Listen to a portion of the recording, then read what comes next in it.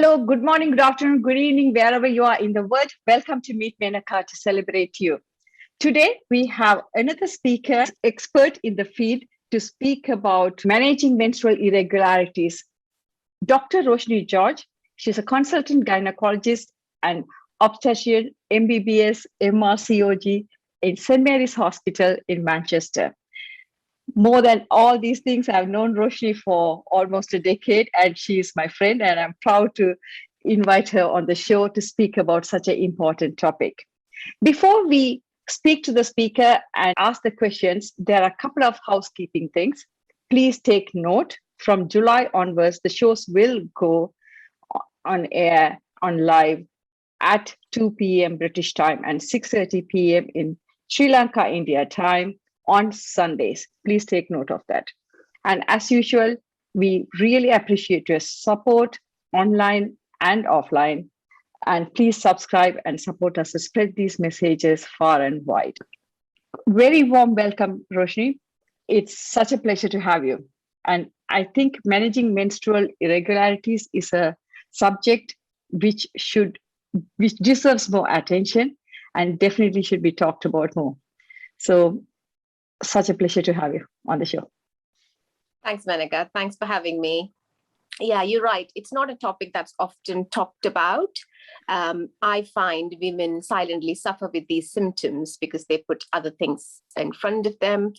And things have not changed with the times. There are different treatment options that's available, which doesn't always mean a surgery. So it's important to raise the awareness, especially not just in women, also in men, partners, sons, grandfathers, fathers.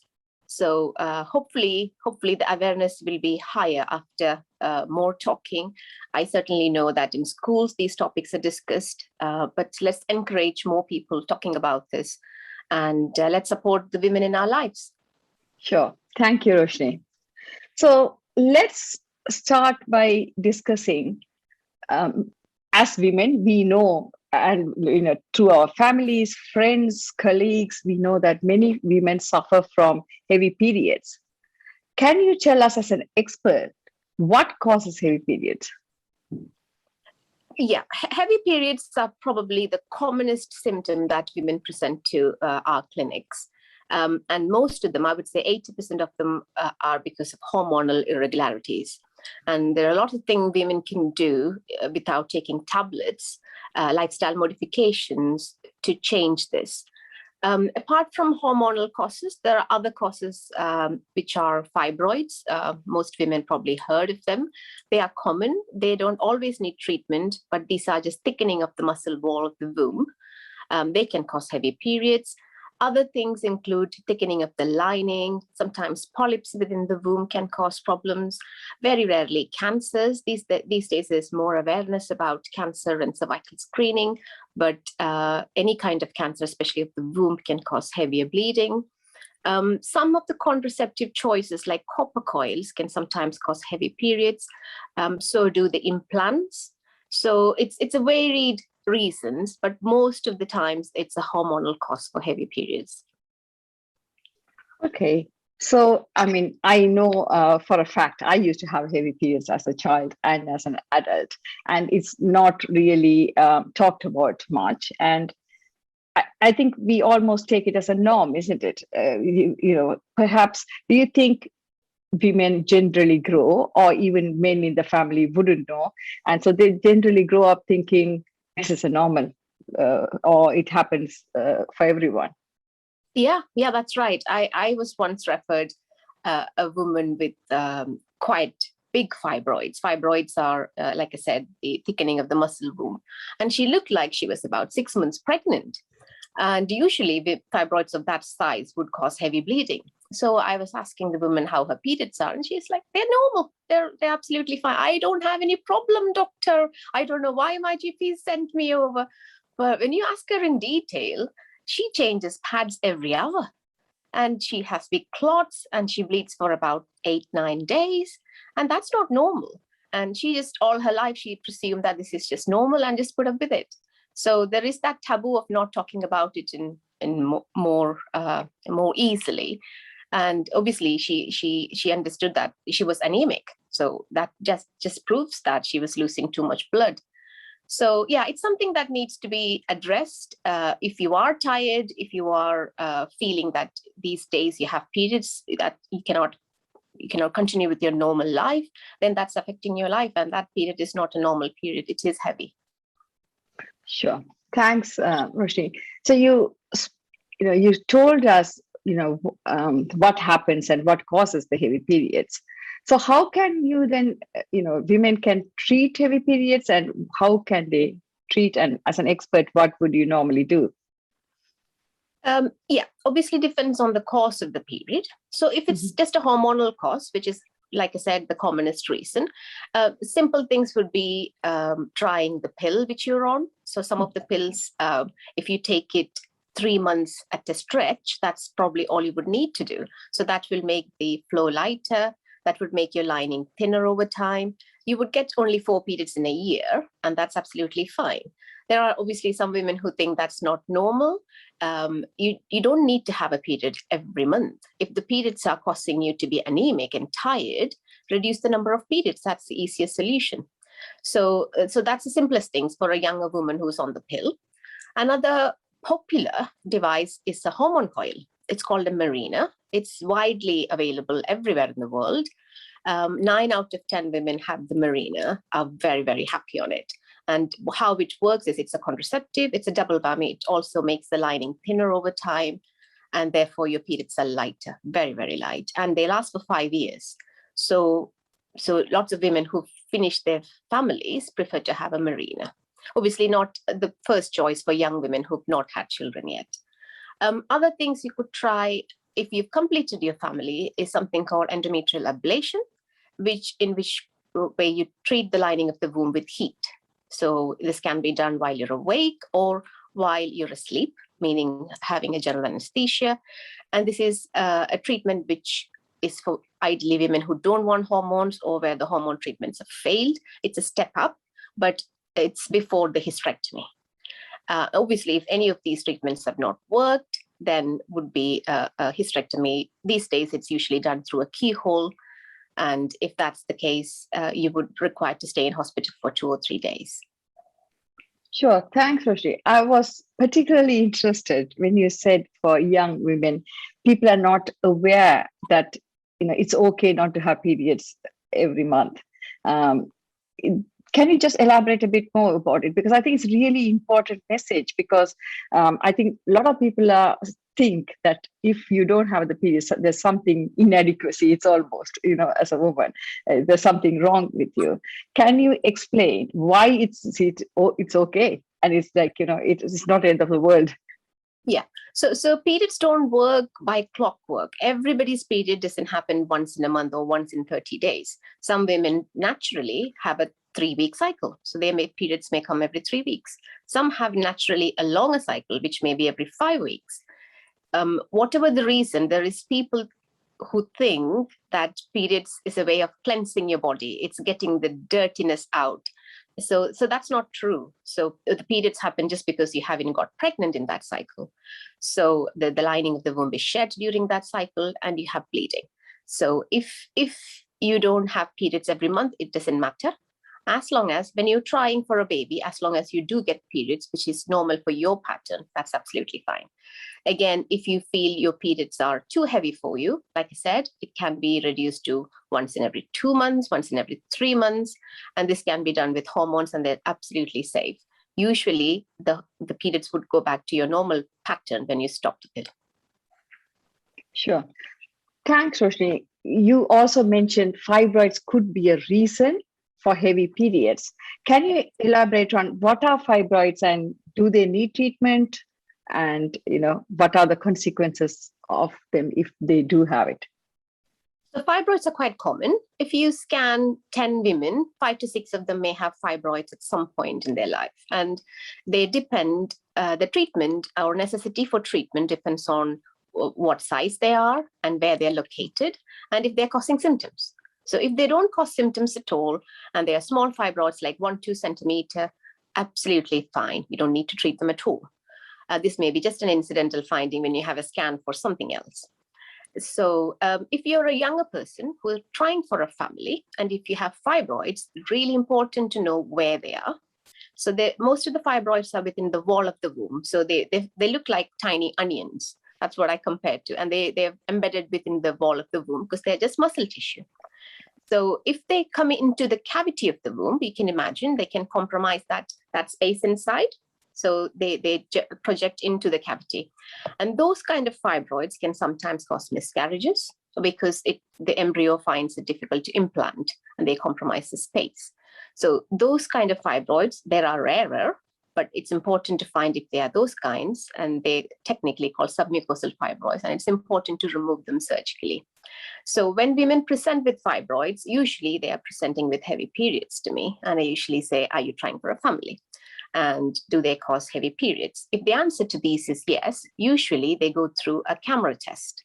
A camera test meaning a tiny camera, which is like the refill of a pen that goes through the neck of the womb, so we can see the inside of the womb. This can all be done when you're awake. It causes a slight cramp, but in the right hands, it shouldn't be an uncomfortable procedure. And this gives us ability to say where these fibroids are located, how big are they, will they impact your fertility, and in that case, should be removed. And the good thing is some of these fibroids can be removed at the same setting. So we call it a one-stop clinic. So we have a little Hoover-like attachment on the end of the camera. It sucks these fibroids out. And it's a very satisfying, rewarding procedure to do within the 5 to 10 minutes of your appointment.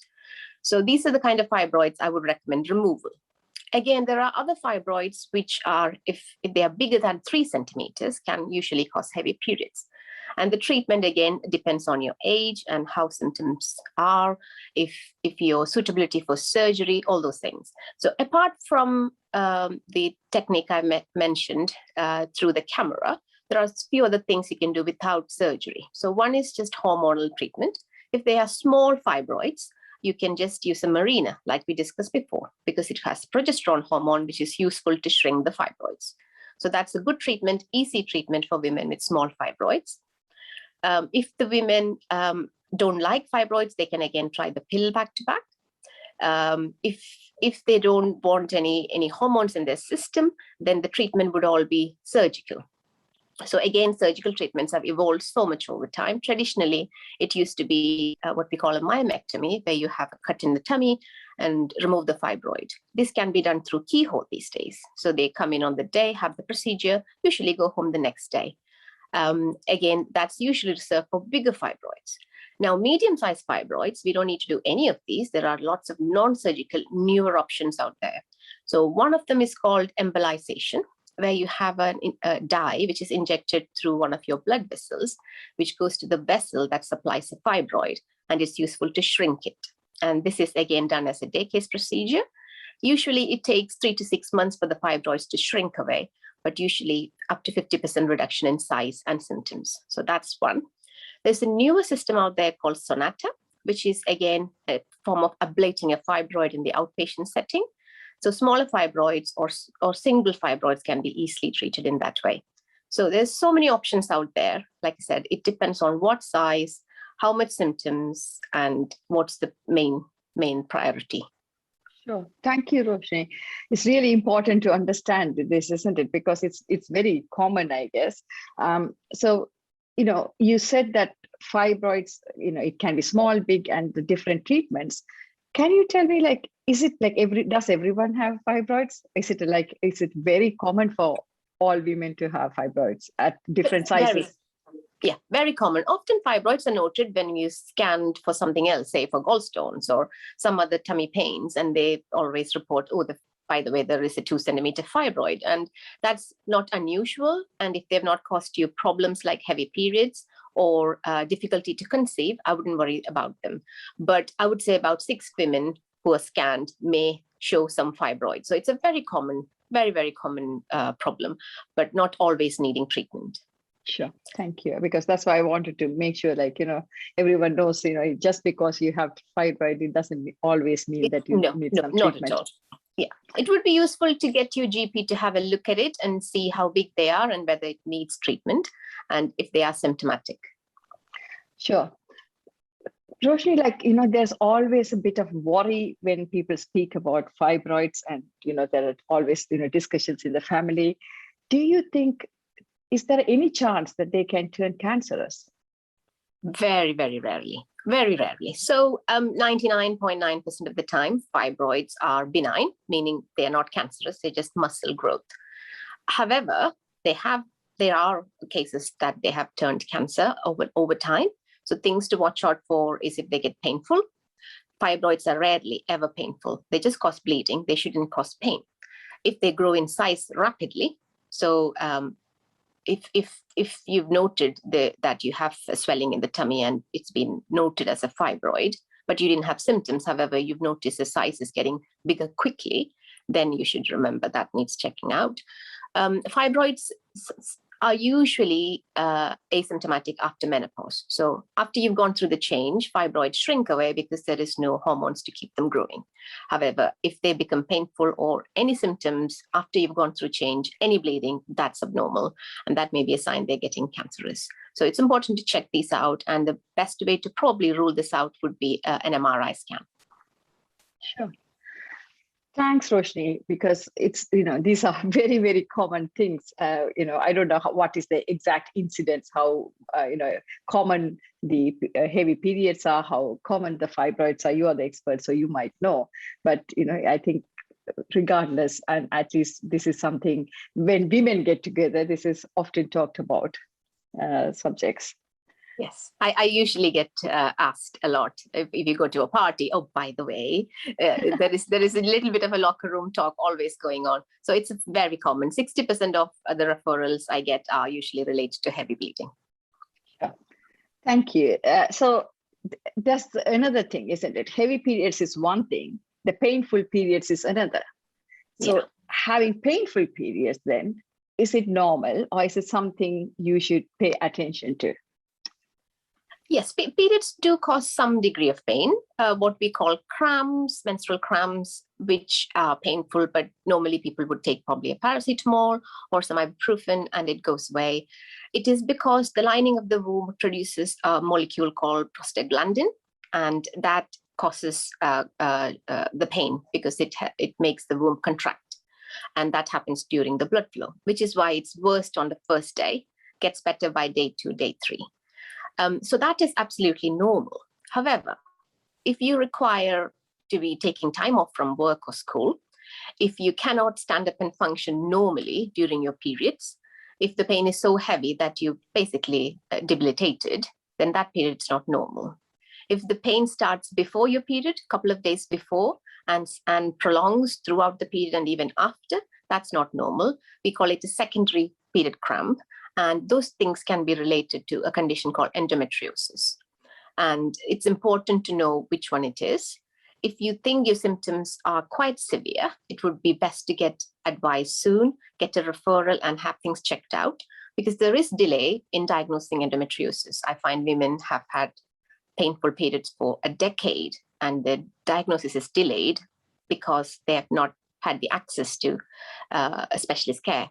And endometriosis can also affect fertility. Therefore, it's important to have that diagnosis early on. Sure. The other things that may cause heavy periods are infections. So silent infections, which may not have any other cause, pelvic inflammatory disease, we call it. And that can be easily checked with swabs and some tests. And that's also important to be checked. If your periods are quite painful, that would be my advice. Sure. Thanks, Roshni. And, when it comes to pain, it's very subjective, isn't it? How painful is painful? You know what I mean? Because I think that is always a gray area whether you're at home or work or school. I think many women put up with it because they don't know what pain is pain, really. So do you think, what would you say? Like you said debilitating, it also then depends on the pain threshold. Isn't it? There might be people, like, for example, I suffer from migraine, I might still go into work, and some people cannot move at all with the same pain scale. Do you think there has to be some sort of, standardization or how to make women and their families and workplaces aware of these problems? That's what I guess I'm asking. Yeah, I mean, the pain threshold is variable throughout the population. Some women, yes, like you said, put up with it, take some painkillers and go to work. If your pain is bad that you feel painkillers are not enough, whether you can go to work or not, I would say get help. If the pain starts a few days before your period and prolongs more than your period, get help. Other things that may suggest endometriosis is a painful sex. Mm-hmm. So invariably, women with some deal of endometriosis will also have painful sex. So endometriosis is a pelvic condition. I can explain a little bit about it. So it's the lining of the womb, which is normally found within the womb, that's found outside. So outside your womb, meaning in the ovaries, behind the womb, in the pelvic walls. So all those areas bleed when you have a period. And that's why you get pain.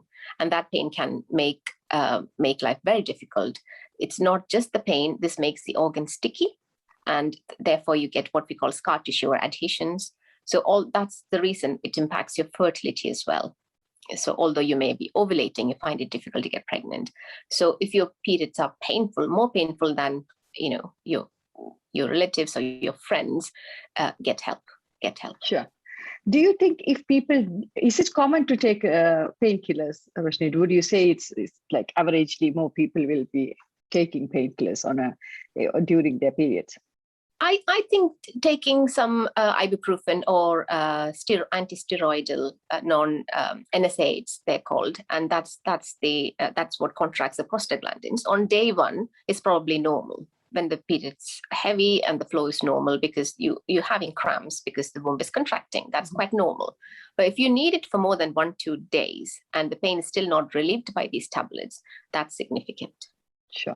Thank you, Roshni, because I just wanted to, clarify this because I think a lot of people suffer with these things in silence. Yes. So it's better for them to know about these things. And I think before I go any further, I just want to ask you, there has to be awareness of these things. But do you think there has to be awareness on both genders? It's just not for only women. Yeah, that's true. I mean, women joke about, women's period pains and period moods, and it's kind of a standing joke. But about that, I think both genders need to be accepting that these are natural. However, some women do suffer more than others, and it's important to be aware of this. And if your wife or if your mum is struggling in those months, those days of the month, then maybe empower them to get help. Because your daughters. Or your daughters, yes, or your daughters.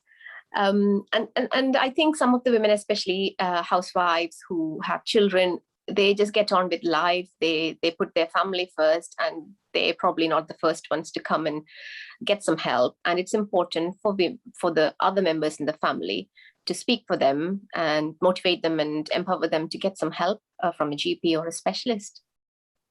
Sure.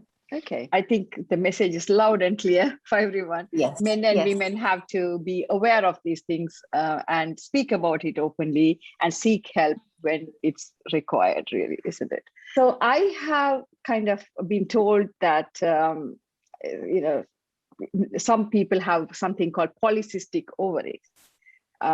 Should they be concerned? So again, polycystic ovaries is another common condition. 1 in 5 women have it. So it's not always a concern unless you have the hormonal imbalance, which would make it a polycystic ovarian syndrome. So the hormonal imbalance starts from way the body deals with insulin. So there is resistance to insulin in your body, and that's the key. And that gives you a hormonal imbalance throughout your body. So you may have more male hormones in your body. You may have lower levels of estrogen. You may not have an ovulation every month, which is what obviously helps you to get pregnant. Because of the irregularities, you may also get symptoms like acne, so spots. You may get unusual hair growth, facial hair on your back, hair on your tummy. So we find a lot of women who get referred don't really know they have polycystic ovaries. They get referred because they have either irregular periods and suffer with a lot of acne or hair growth, and usually presents in the teenage. So this is a teenage population we find Sometimes pediatricians do refer them. A lot of the time, it's quite easy to treat. It is because it needs a holistic approach, because it's a hormonal disorder. Just taking some pills or tablets is not going to cure it. You have polycystic ovaries for your life. So it's really important to tackle it early.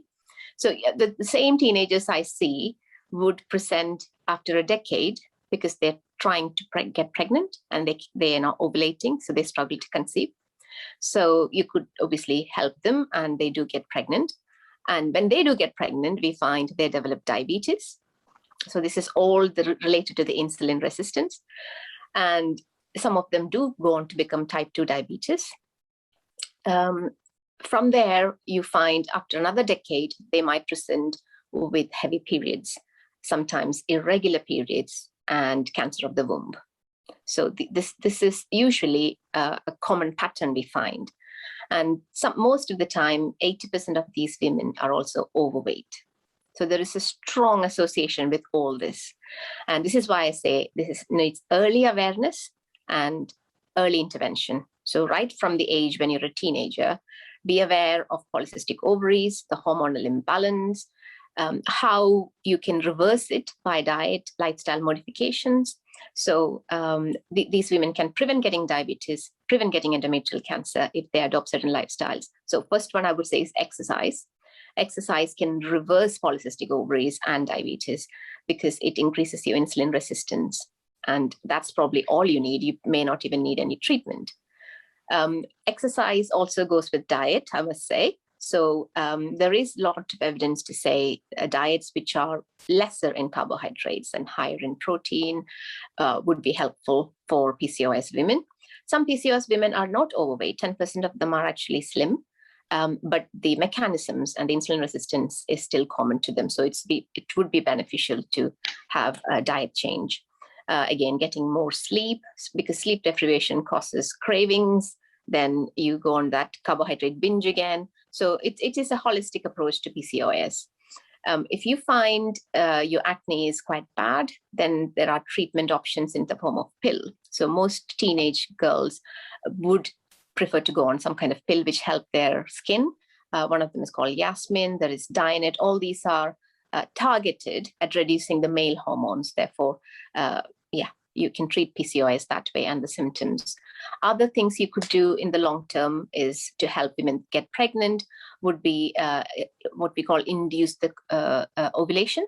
So although these women have regular periods, they're not ovulating. So therefore, that's why they struggle to conceive. So you can stimulate the ovaries to get them to ovulate.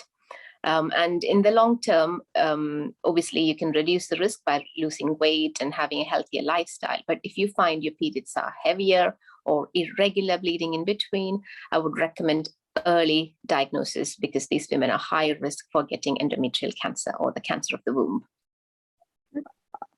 Thanks, Roshni. We have spoken about a wide variety of menstrual irregularities today.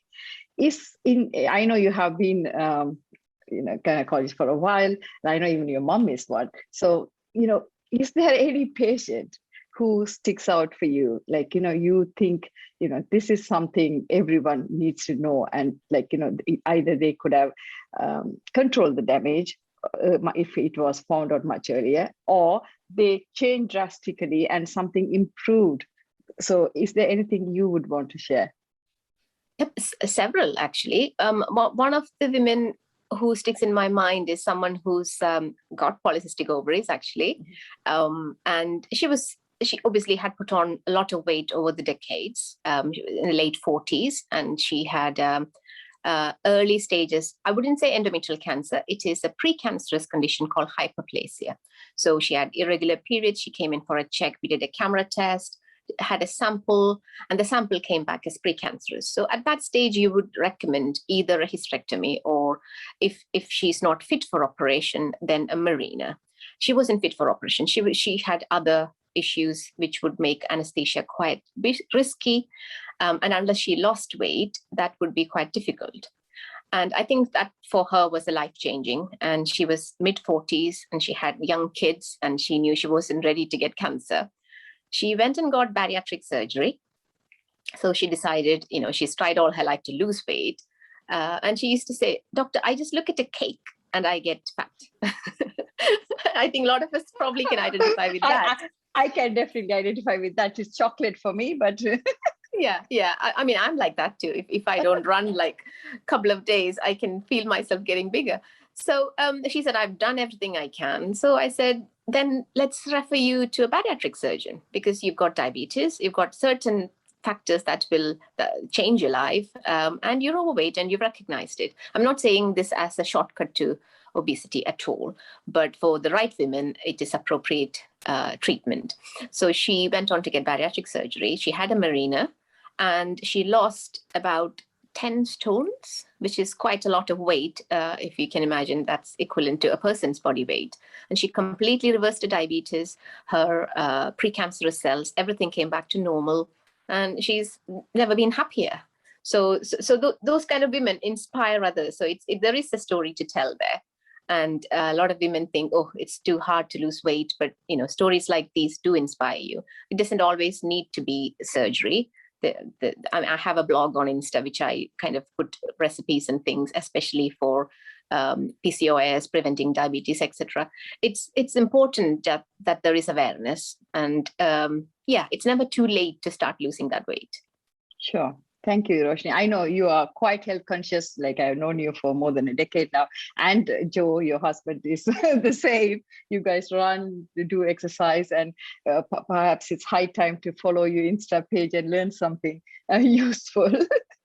So there are lots of advice out there. It doesn't have to be my page. There is a lot of evidence about reduced carbohydrate diets. It doesn't have to be a keto diet, because it's quite difficult for people to follow. But anything reducing the carbohydrate and your insulin spikes will be useful to reduce the risk of all this. Sure. Thank you. Before we go further, I just, I've been listening to you. I can see that you're very passionate about the topic and you want to really raise the awareness. Other than the fact your mom is a gynecologist herself, what made you want to get into gynecology, and what makes you passionate about this topic? I've always been interested in health and fitness, particularly women's health. And I think even from a young age, I wanted to operate. So I think put that and this together, probably gynecology is the best field for me. I still remember, I don't know if mom is here. Hi, mom, if you're there. I still remember my mom laughing at this joke. So I was probably 5 or 6, and I was absent from my school one day. And the next day when I came back, my teacher asked me, "Where were you? What happened to you?" And, very matter-of-factly, I said, "I was doing a DNC." So DNC is a treatment for miscarriages that I've heard my mom talk about probably on a daily basis. And I thought that was a cool thing to say. But yeah, I can remember doing operations at the age of 5 and 6, pretend operations. So it's something I've always wanted to do, and combined with interest in women's health, I think, I didn't think twice. And my mom's been a big inspiration. She's a gynecologist. She's still working. She's 70, but still working. And she's been a big inspiration all my life. Sure. I hope you didn't go to a convent and say that. I did, actually. It was a convent. It was, my teacher was Sister Alfonsa, and I can still remember her eyes popping out when I said that. Thanks, Roshni. It's really interesting to know why you chose what you chose. You're almost like a board surgeon. So I just want to know, there's this talk, like you mentioned, the locker room talk about men speaking about, that time of the month, and that's why she's moody. And this sometimes get carried away at work as well. Is there something to it, or is just a myth, or is there's a combination of it being exaggerated, but it's a little truth in it? You mean about the mood swings during periods? Yes. It's not a myth. I must say there is some fact in it. There is some fact in it. If you ask Joe, he's here, he'll tell you there is fact in it. But I think we will definitely ask him afterwards. But I tell him, then in that case, you're always on a period, because he's cranky all the time. So I don't think it's an excuse for men to say that, oh, you're on a period. And I actually don't agree with that. But women do have problems during their period that is related to the ups and downs of their hormones. So it's common for hormones to drop just before your period. So the estrogen, progesterone, all these kind of drop quickly. And women react to it because, that affects your cognition, it affects your brain function, all that. And it's not just becoming rutty because it's your period. So there is definitely a science behind it. In fact, some women come with what we call premenstrual tension or PMDD. It's a diaphoric disorder. It's a recognized condition. So there is need to talk about it more and just not dismiss as mood swings. There is treatment for it because some women get quite debilitating depression and anxiety with it around the time of the periods and request sometimes even hysterectomy for that reason. But yes, there needs to be a bit more support from the other gender, especially in terms of how the periods change your moods and how difficult women find it sometimes. Another a way of maybe treating it easily would be to go on the pill, like I said, cyclically. So what the pill does is to give you extra estrogen in your system, and that keeps your hormonal changes to minimum. So you don't get the ups and downs so much, and maybe better to keep it to every 6 months or every 4 months. So you can take what we call tricycling. So take 3 packets back to back. So you don't get too much hormonal variation and therefore not too many mood swings. But if they're affecting your life that much, and some women are clearly depressed from it, mood swings, there's so many other things you can do. There are patches available. Marina is a useful technique to again treat that. Yeah. Sure. Yeah. Sure. Thanks, Roshni.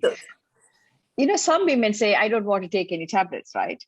Because some people just don't like to take the tablets. So what else can they do to make their pain, less, to have less pain or mood swings or, heavy periods or, like the variety of things. But people say they don't want to just take tablets. So what would your advice be for them? 3 things. Exercise. I'm going to say exercise and exercise. That's my joke. But exercise, diet, and sleep. Okay. So very, very important. This is the holistic approach. These days, not everybody wants to take hormones because if they can do other things, why should they? So especially if you're trying for a baby, for example. So exercise is so key. The last thing you want to do sometimes when you've got a period is to go and exercise. So I'm not saying strenuous exercise, but get your walking shoes on, go for a brisk walk for 20 minutes, or if you can, do a little jog, or if you still can't, do a little bit of stretching or Pilates, anything that is light to moderate during your period, and not just your period. Exercise should be a lifestyle. It should be continuous, but even during your periods, because that gives you what is called the happy hormone or endorphin. And that can reverse your mood swings. That can reverse your symptoms of heavy periods. People think, oh, I'll bleed more if I exercise, but not if it's a light to medium strenuous activity. And that in turn regulates your period so much better. So I cannot stress exercise enough. Other thing is sleep. Get enough sleep, at least 7 to 8 hours of sleep. Because when you are sleep deprived, all these hormones, again, the negative hormones, I call them, they all come into action and they give you the mood swings. They worsen your hunger cravings. So some women get a lot of cravings during your cycles because you want to eat snacks, you want to eat sweet or sometimes very, very salty food. So all these are better with exercise and good sleep. Water, hydrate yourself. So that's coming to the diet, the third aspect. Hydrate yourself, at least 1.5 to 2 liters of water. I'm saying not tea or coffee, just water. If you can flavor it a little bit. Try and stay away from sweetness. And the diet. So there is some evidence to say diet containing fresh things, so fresh food in that time, so vegetables, fruit, but uncooked, they are better because they contain more magnesium, and magnesium is useful for this.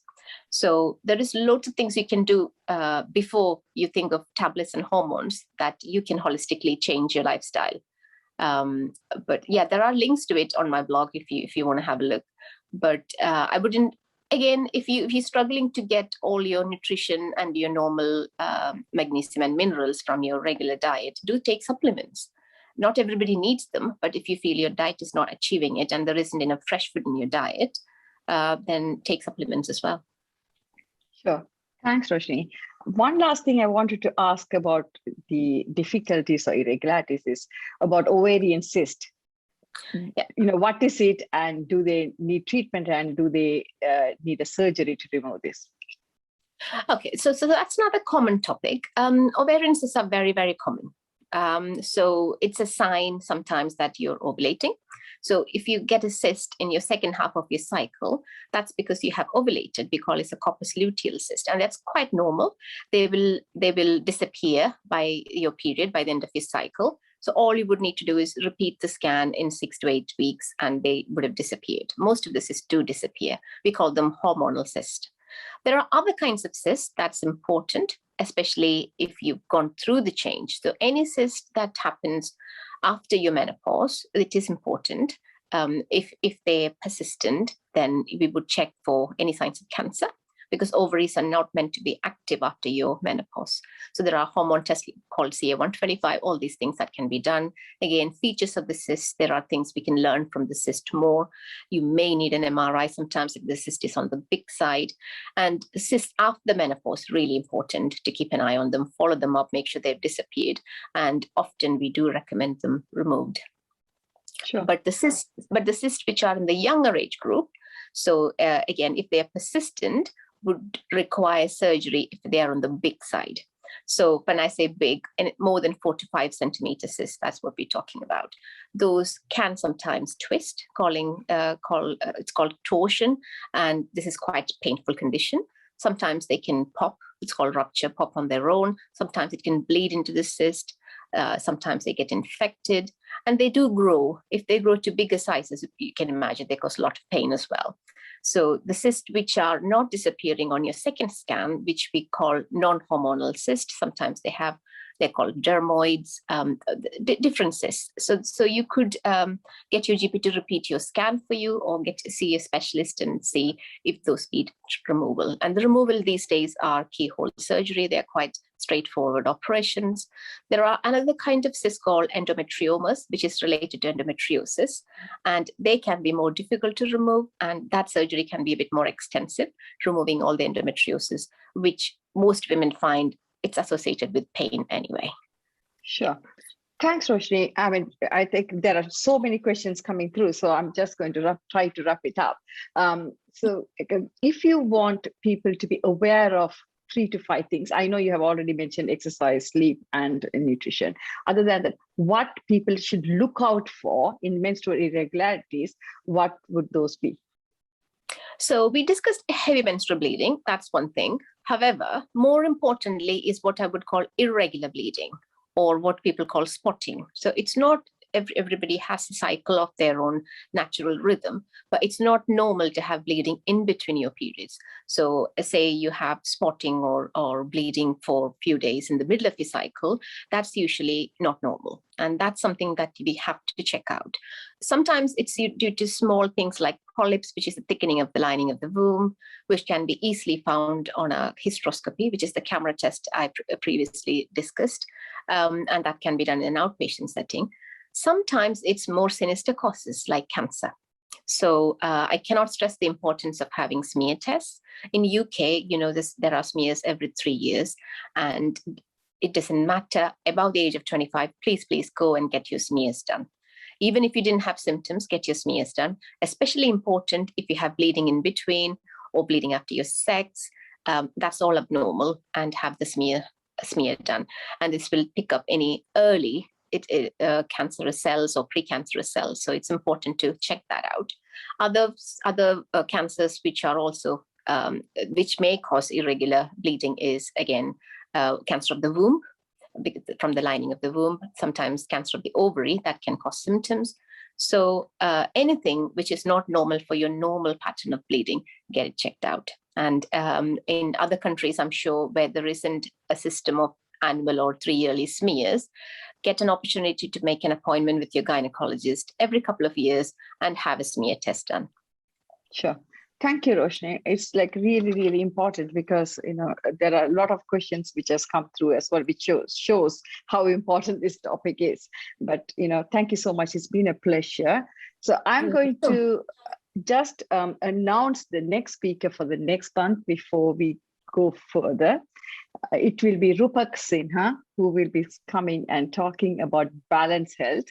So his point of view is a holistic look at overall health and overall well-being, is the thing. It's to understand health is not only exercising or nutrition or mental health, but about everything, and put everything together in balance. And, I was really intrigued because Roshni said the same thing in her own words, that, everything has to have a holistic approach. As a dentist, I say the same thing. As a coach, I have to say the same thing.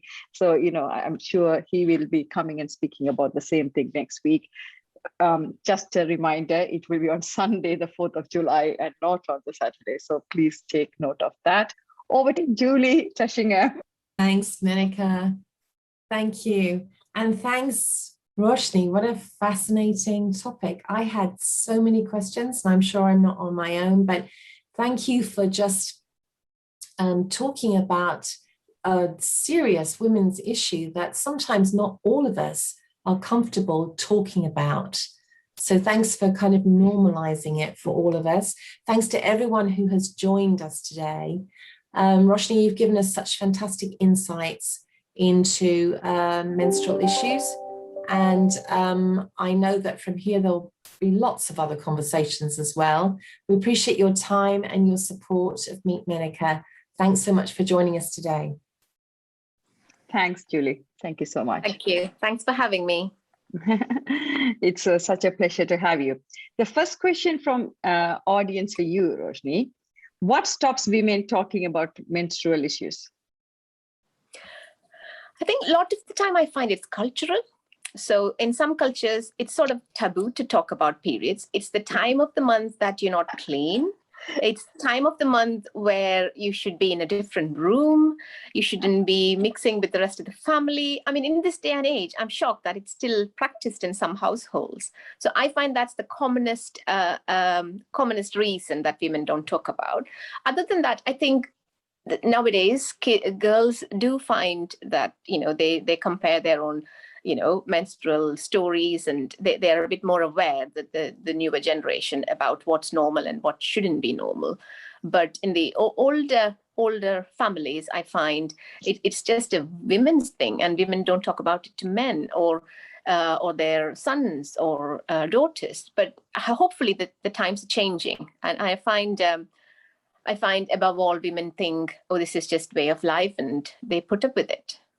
And I think COVID hasn't helped at all in that situation. A lot of women think, oh, there are more important things in the world happening. So unfortunately, things like period problems get put to the back burner. And even now there is a big backlog of people waiting to access services. So it's really important to raise that awareness. Some of these things don't really need huge amounts of treatment, but just a bit of tweak of lifestyle, tweak of your pill. And if that's all you need, hopefully, if one person can find answer to their problem today, I'll be really, really happy. Sure. Thank you, Roshan, because I remember, because I came from a household, my dad's a doctor, it was very openly discussed. I was lucky to be raised in the family. And then I came to the UK, and I still remember I was speaking to my brother over the phone, I forgot, might be a few people around me. And he said, oh, like what happened? I said, oh, I'm having my periods. And, so that's the reason I'm not going to do something. And the person around me was shocked that I could discuss this with my brother. So it does exist, and I think it's really, I'm glad. I don't know who asked the question. Who asked is a great question, because it is almost seen like a taboo, like you mentioned. So it's high time we think, this is like a physiological thing. It happens to half the population. You can't just keep quiet anymore, I think, about these things. No. Thank you. So the next question someone has asked is, you mentioned it's okay not to have a period every month. So how long is it okay to go without having a period? So as long as you know the diagnosis. So if you haven't had a period for 4 or 5 months and you always have irregular periods or periods once in a blue moon, I would say you probably have conditions like polycystic ovaries, and it's important to have a diagnosis. When I say you don't need to have a period every month, I meant if you have heavy periods, you could choose to have lesser periods. So you could have tablets to reduce the number of periods that you have in your life, because it will improve the quality of your life. But naturally, if you don't get periods, say if you only get periods every 4 months, then you would find in the long term it's difficult to conceive. You may have a hormonal problems like polycystic ovaries. So that's important to check out and to get a diagnosis. So women who have polycystic ovaries, we would usually say aim for about 4 periods a year. So you don't need to have treatment if you're otherwise well, and if you're exercising and with lifestyle modifications, in the long term, you'll probably be fine. However, if you never get a period, we usually give a little bit of hormonal support to have a period once every 3 months. So Sure. that reduces the likelihood of the lining changing into anything precancerous. Sure. I think another great question, because I think it's, important to clarify these things, if you're not sure. Yeah, and it's not just polycystic ovaries. There are other rarer conditions, which, for example, there are brain conditions which give you no periods. So it's important to rule all that out. Polycystic ovaries is the commonest, which is why I've touched upon. There are some women, girls who don't get periods till they're 17, 18. So that's all really, really important, because they usually have another condition which can be related to their brain function, related to not just the ovaries. So that's important to check that out. Sure. Thanks, Roshni. So another question, is removing the womb cause any problem in the later years during menopause? Not necessarily. So if it depends what you're removing the womb for. So some women obviously have symptoms like prolapse, and then they have a surgery for the womb. However, that doesn't mean that you don't get prolapse again. You could get prolapse of the vaginal vault, which is the area that's left behind after the womb is removed. However, if your surgery is for heavy periods, often it's done through the tummy, it's done through a keyhole, and removal of womb shouldn't really cause any problems. If we are removing the whole of the womb with the neck of the womb, you don't need any smears in future. If you're closer to 50, we would usually recommend removing the tubes and ovaries as well, which would reduce your chance of getting any problems like cancer of the ovary in future. So no, removing the womb itself shouldn't cause problems later in life. However, removing the ovaries earlier may give you menopause early. Sure. Okay.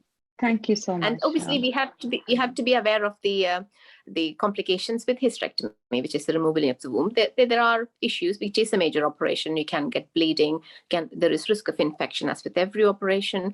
There is risk of injury and damage to things around, which is more in cases of endometriosis, or if you've had previous operations, there could be scar tissue. So there is risk of injury to things around like bladder or bowel, or the kidney tube, which is very close to the ovaries. So these risks are there, usually less than 1%, but it's more so with the problems around the operation than what happens after. Sure. Thank you, Roshni. I think I'm going to fit in one more question before we go off live, and then we will continue to take the questions after that. When women are perimenopausal, what should they be aware of regarding their periods?